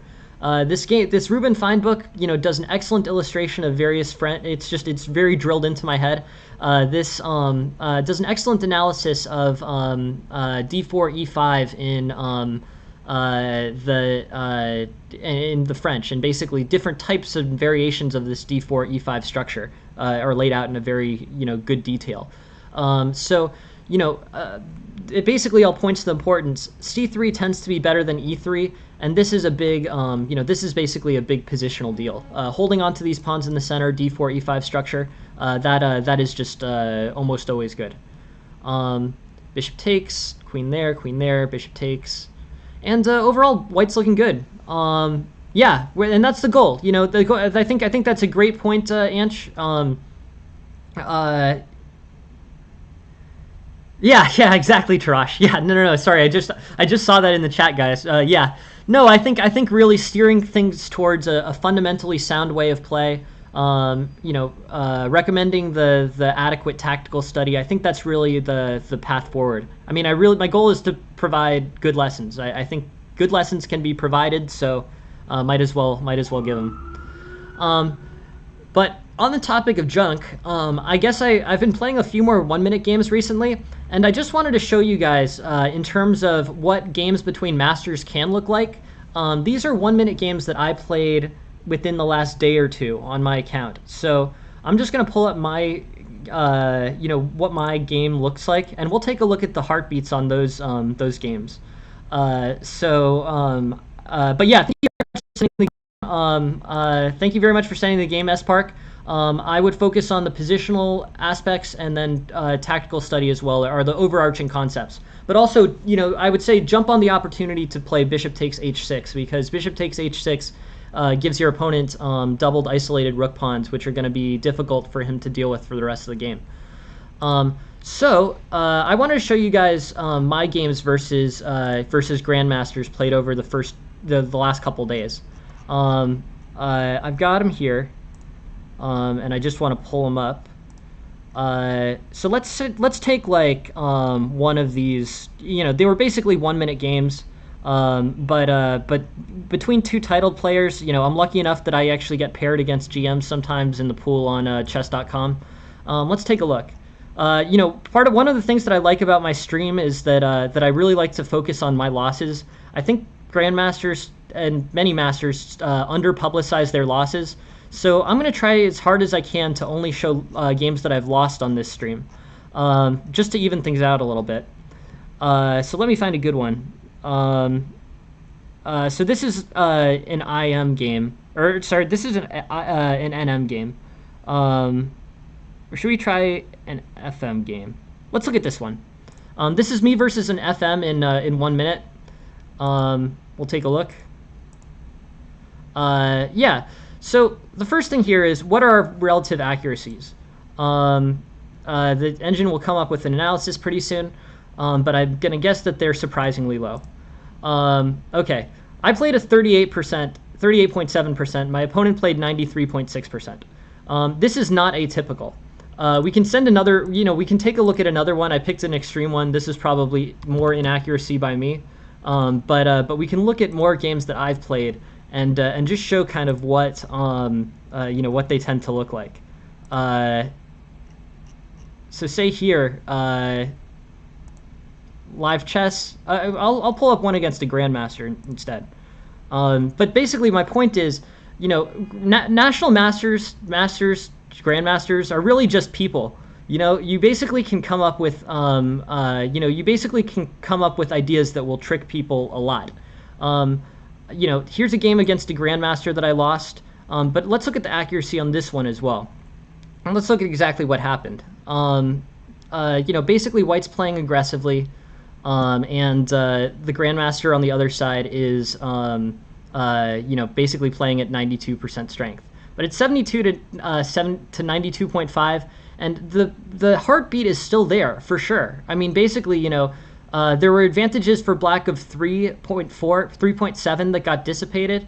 There were advantages of 2.5 for white that got dissipated, and then there was an advantage for black of another 2.2 that got dissipated, and then black ended up winning. But basically, I think what's important to point out here is, kind of the structure of what this looks like. We both basically know the the games, right? We know this, we know this opening, but we make many errors, in these games. So, say knight to e3. I think this loses to bishop takes e3. Pawn takes e3, and then black will have good threats with... Black will play king h8, restores kingside. Yeah, no problem. No. I mean, I think the main point is, I think just focusing on, the errors that we all make is really what I'm trying to get at here. I'll play through this game, but this is literally a game of me versus a grandmaster yesterday that I lost, where the shifts are basically the grandmaster... I go up by 0.4, so there was a swing of 2 there. There's a swing of 2 there. and it goes from minus 3.7 to minus 0.77. And that, I think it's queen f7 opens up to queen g4, threats of so queen g1 to queen g4, and basically threats can be established on this d6 pawn. That's the value of this. Queen d4, queen d7, threats on d6, and basically white will be fine. What are how should one advance these types of positions? It's tricky, but it really comes down to tactical study. And the main point is there's volatility in every game. There's volatility in every game, including up to grandmaster level. I mean, this guy is a grandmaster, and there were swings of 4 points against him in this game. So I think in terms of that, I would say I really tells you to focus on tactical study. These volatilities are all either things that were played imprecisely by one side, or were played or were opportunities that were missed by the other side. Tactical study is extremely important. With perfect tactics, there would be no shifts of 3 points in this game. There's just a ton of back and forth. And, these types of opportunities are available to you against very high level players. I mean, this guy is an excellent world level player, I'm sure. I don't know who this is exactly. I just know his title on chess.com. But what I'm saying is, with tactical study, you really can optimize. That's why I think that it's important that you put the time in there. 92.5 gets beaten by 94. So if you can play a game that's 94% accurate, you will win. So that is the idea. There's things that I can help with and things that I can't help with. But what my main point of what I'm getting at here is do your time on tactical study. Chess.com provides 2 excellent resources. They're Puzzle Rush and Puzzle Battle. These are excellent. I could play through a puzzle battle or something if you guys are at all interested. But the main idea here is really just, strengthen your tactical play. I would recommend do it in a way that's free. I'm lucky enough that I have free membership on chess.com.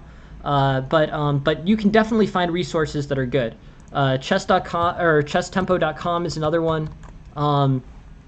But this stuff really is, this is effective. You can just basically play through and do it for hours and basically improve your game. You won't improve every single day, but you will always be moving in the correct direction if you allocate the right amount of time to tactics. That's how one goes from being 1200 to being 2000. It's not a purist way of going about things, but it is a very efficient way of going about things. You will have to circle back if you want to become a grandmaster. If you want to speed run to 3000, like Naroditsky has been nice enough to put together a full library on. I haven't seen it, to be honest, but I will. But if you'd like to move from a if you'd like to move from 1200 to 2000, the way you can do that is very tactically oriented. Your understanding can be excellent, and it's great to have a more well-rounded understanding. But in terms of getting the most efficient, improvement, tactical study, daily for an hour or two, will lead you there quicker than you think. That's my recommendation on that. I'll close out in a minute, but just for entertainment and to hopefully encourage you guys, I can do a puzzle battle. And just sort of show you what this looks like. So basically in puzzle battle, what you do is you basically have an opponent and you have 3 minutes. So with 3 minutes, you try to play as many tactics as you possibly can. Within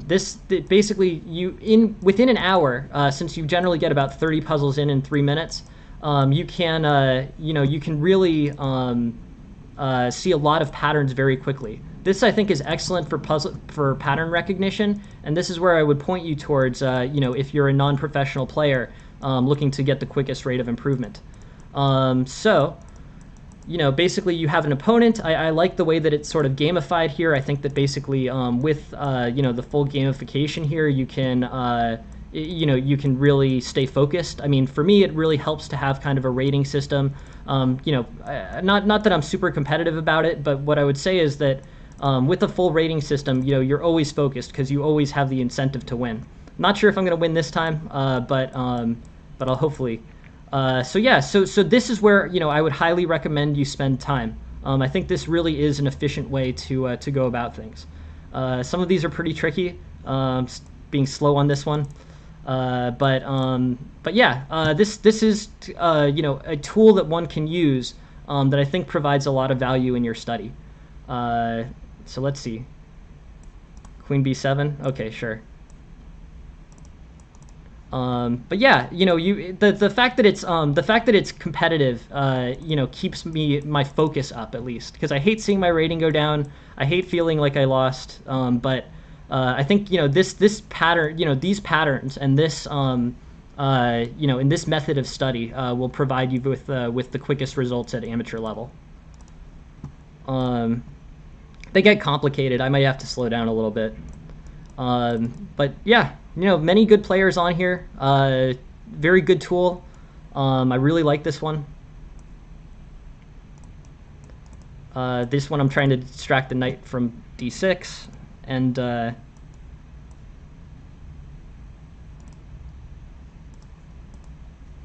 let's see.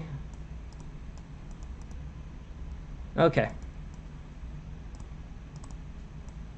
So yeah, these are interesting. They're all interesting, but the main point is that it's sort of cool to get to play it. But I think what it really is it shows you very quickly kind of a lot of patterns and a lot of pattern recognition. All right, I was lucky enough that basically I was able to win that one. But I think another thing that you can go through on this that's super helpful, and this is mostly just showing the functionality, is what you can do is you can go through and you can go to the puzzles that you got wrong, like this one, for example, and go back and study them to really just burn the tactical, the thinking into your head. It's a very good tool. I mean, I don't know if it's enough better that I would pay for chess.com over anything else, but it's very helpful and really what I would recommend.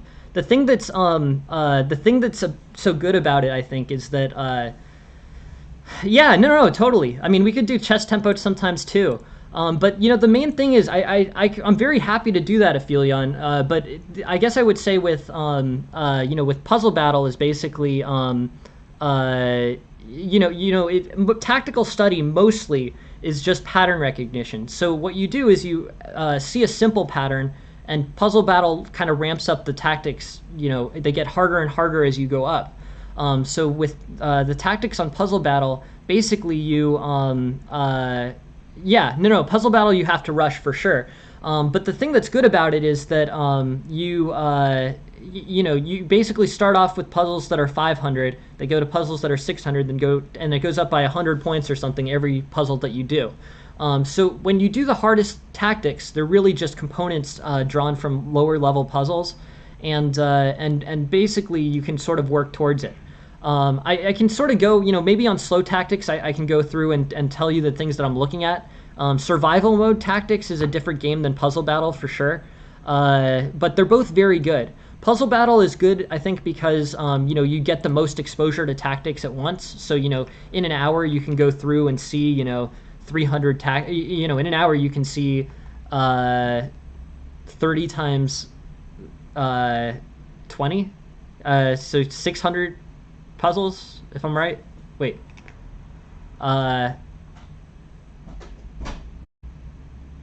Wait, am I doing the math right? 900, right? 30 times. I'm sorry, I'm a little bit spaced out. But the main point is you'll see a lot of different tactics. Yeah, sometimes. But the main point of this channel, Surov, is I really just want to give lessons. There are a lot of teachers out here. Yeah, but on Puzzle Battle you take about, I think, 6 seconds per puzzle. So in 3 minutes you do in 3 minutes you do about 30, and you have 20 sets of 3 minutes, so 600 puzzles an hour. 600 puzzles an hour is a lot. If you do that for 10 hours, then you've done 6,000 puzzles, and that's more than in that one book, right? So overall, you see, yeah, 600 in an hour shouldn't be a tough math problem, but I seem to be, yeah. But yeah, no. So, but yeah, 600 in an hour, and that means that if you do a week of an hour a day, then you've done 4,000 puzzles. I mean, that stuff really gets burned into your head that way. You really can do it well if you follow that route. It can really work and improve your level of play. So yeah, your math skills may go down, but your chess playing ability will hopefully improve. This I'm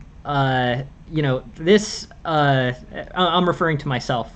But yeah, I think what ends up happening is, you really just have really good.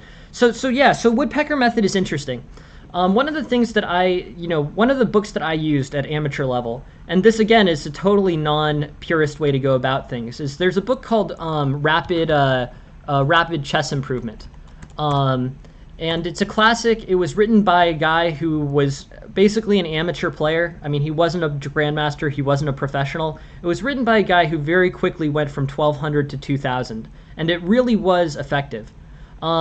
The woodpecker method, if I remember correctly, is like you study puzzles, and if you get one wrong, you go back and look at it, sort of, right? You drill specific, and you do it sort of modularly, right? It's a good question, Anch. It's been a long time since I've looked at it, but this book is excellent. It recommends a really good classic way of. But anyways, oh, the woodpecker method. Interesting. I didn't know that this was its own book. Interesting. Yeah, I mean, in chess.com puzzle battle, they do have good repetition on the puzzles. I think basically, yeah, I mean, I don't know how to. But that is a very good book. In my training, that is very helpful way to go from 1200 to 2000. But now, we have a broader set of resources available. What I'm trying to do with this stream is have live chess lessons every single day. That's my goal. And I think that's going to become something that's more and more available. So if you have any particular things you'd like to look at, feel free to just post them on the post. Yeah, just post them on the post games board, and I'll go over them. I mean, it's really helpful for me. The only thing that I really can't help is the thing that I think is the most important, which is actually tactical play. At amateur level, I strongly believe tactical play is the best way to advance your game. But I can't. I can go through on survival mode, and I like Aphilion's idea for sure. I'm happy to go through and explain like a survival level tactics or whatever. But the thing that I'm kind of the thing that I'm most focused on is it's just one of those things where you have to go home and do spend that time on your own. I can help make your game more well-rounded. I can try to explain opening concepts. I can try to explain different types of positions or endgames. But the biggest thing in terms of improving is the work that you do on your own. I don't have anything more, insightful than that. But hopefully that is somewhat helpful. But these tools are great. I think basically, as time goes on, you're going to have better and better opportunities to improve your chess game. And hopefully resources are just going to be available to everybody to improve their chess. I think that's, really the main goal at the end of the day. But yeah, sure. Yeah, no, I like the idea. We'll do that. My channel's still in development. I've only been doing this for about a month or so, month and a week. And I really appreciate all you guys being here and being so supportive and being willing to spend time, learning with this stuff.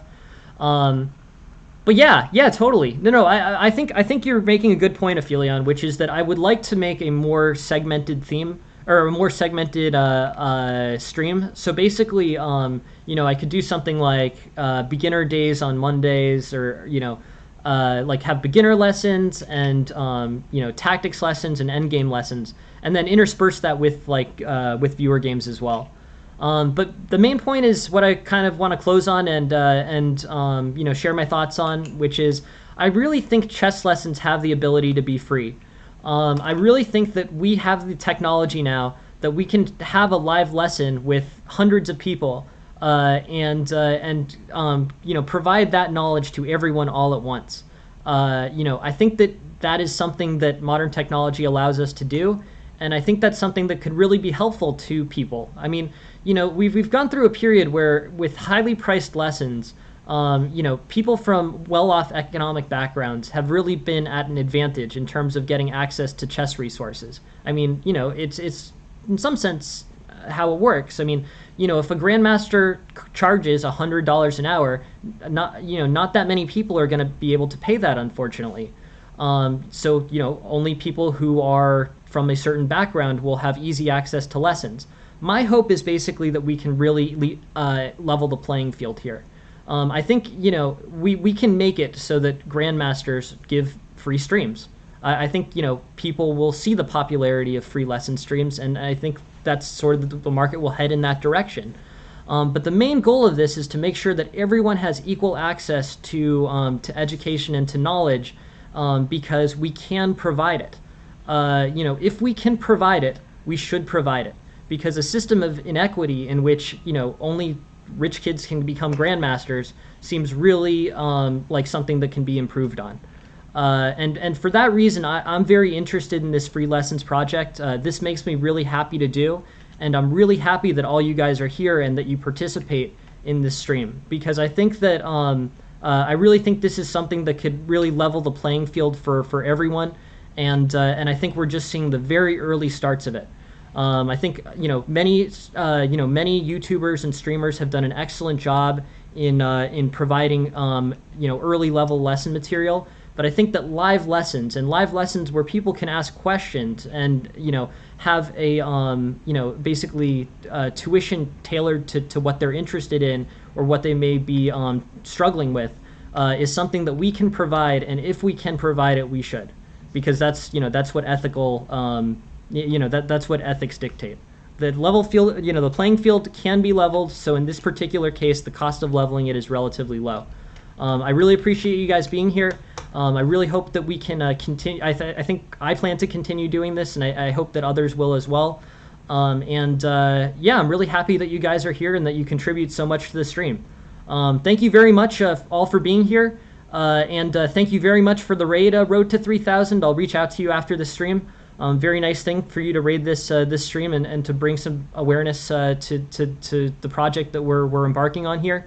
But yeah, thank you all very much for your help.